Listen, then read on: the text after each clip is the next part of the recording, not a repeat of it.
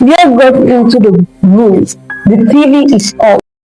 It is just Echo, sitting in the dark, staring at him with unblinking eyes, repeating the word goodbye, goodbye, goodbye in his ex-girlfriend's voice.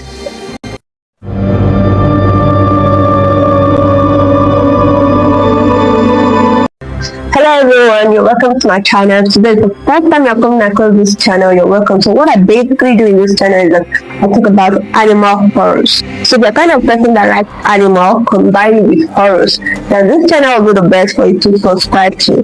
That being said, let's get into the video that we have today, shall we? The title of this video is The Whispering Ivory. Chapter 1 says The Perfect Pet. Michael, a knowing software developer, buys a white-bellied bird from a suspicious shop in the city basement district. The bird is beautiful, but the shopkeeper gives him a strange warning. Don't play the radio near him. He learns too fast. When names this bird Echo. At first, it was amazing. Echo can mimic the sound of a boiling kettle, the microwave beep, and even use own laughter.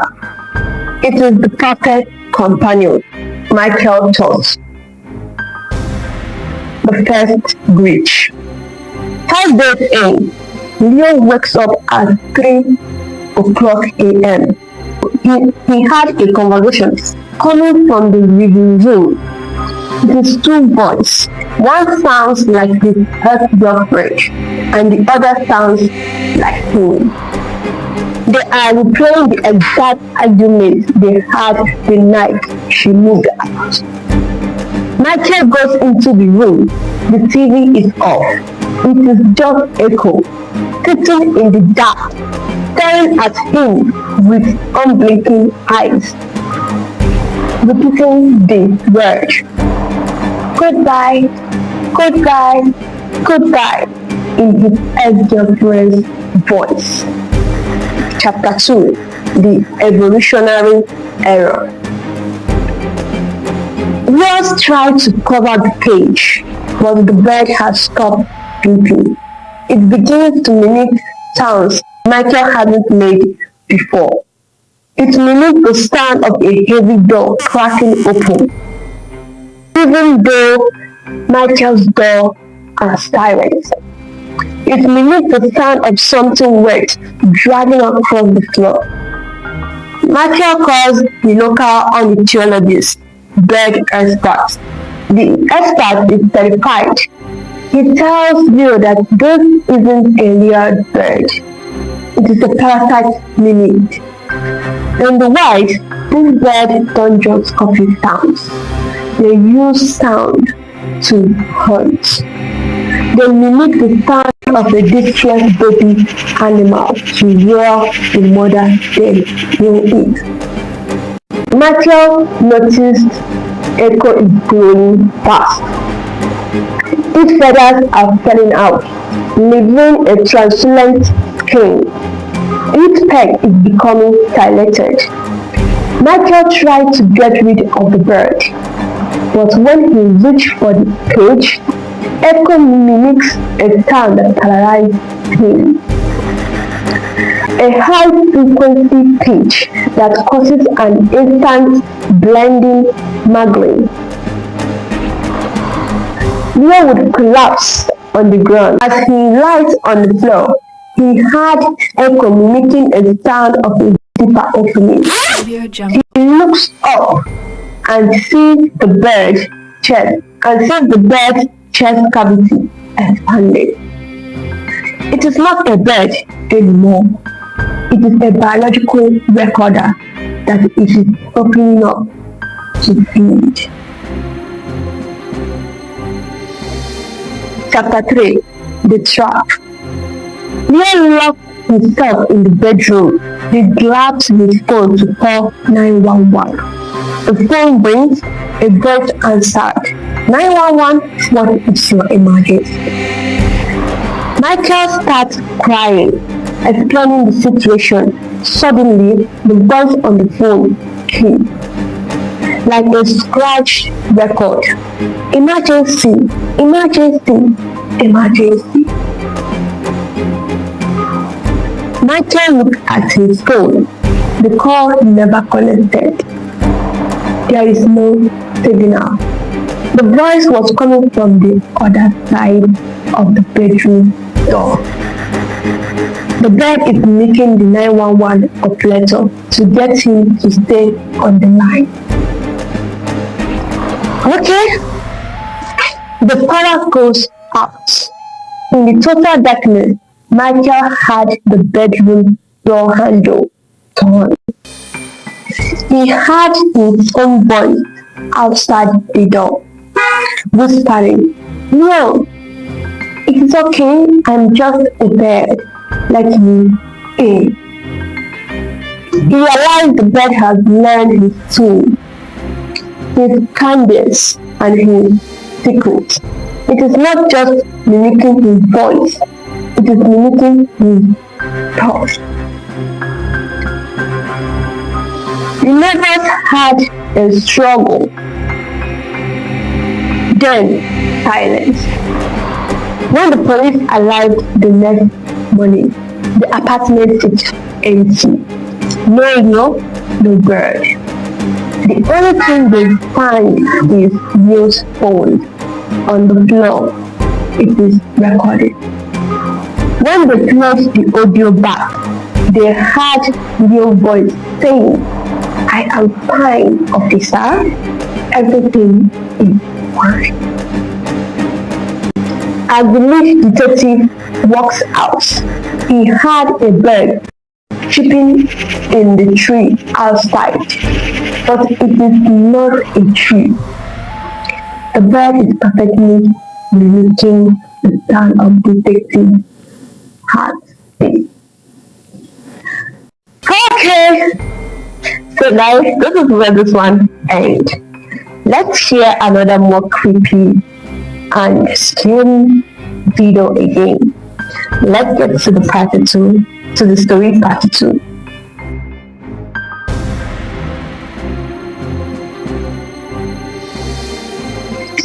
The second one, the title is Evolution.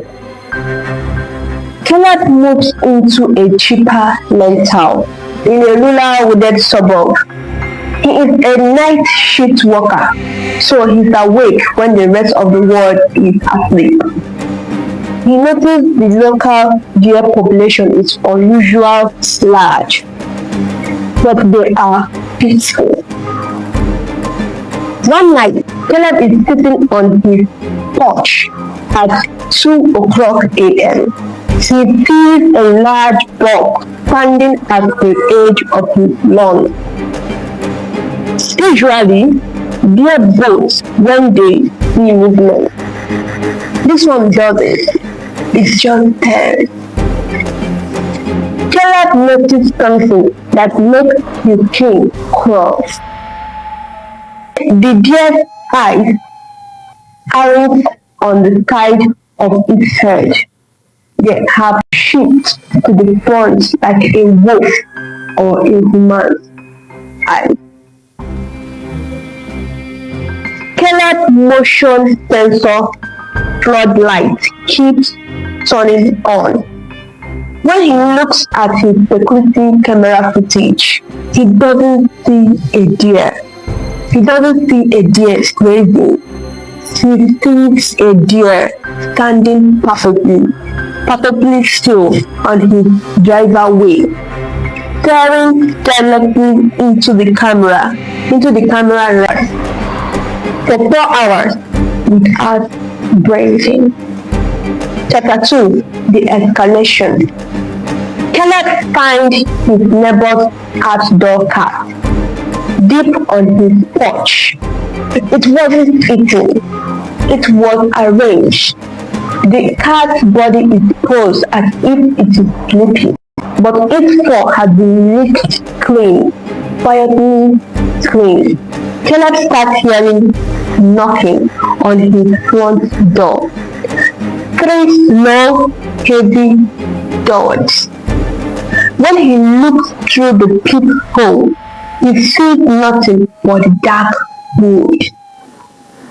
Caleb realized the deer are learning. They are not just animals. They are a collective intelligence that mimics whatever is at the top of the food chain.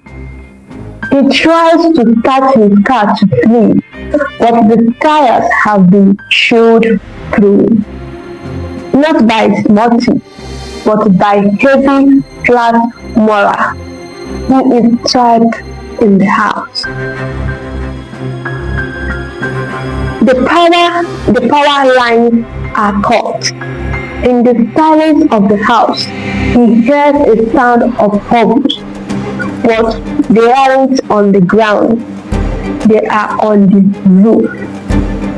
Then he hears the sound of his own front door unlocking. He realized the deer didn't just watch him. They watched where he hid his spare key. Guys, this is becoming more scared. Like, I'm becoming more scared right now.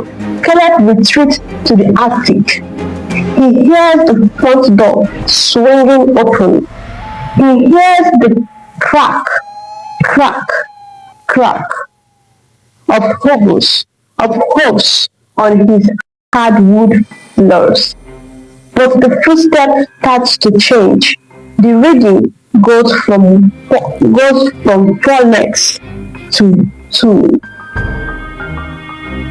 A voice comes from the bottom of the attic stairs. It is Caleb's own voice, sounding perfectly cheerful. Is anyone home? I think I left my key inside. The police arrived next morning after a noise complaint. They found the house perfectly clean. Caleb is sitting at the kitchen table, eating a bowl of log grain. He looked up and smiled. His eyes have shifted to the front of his face. Okay.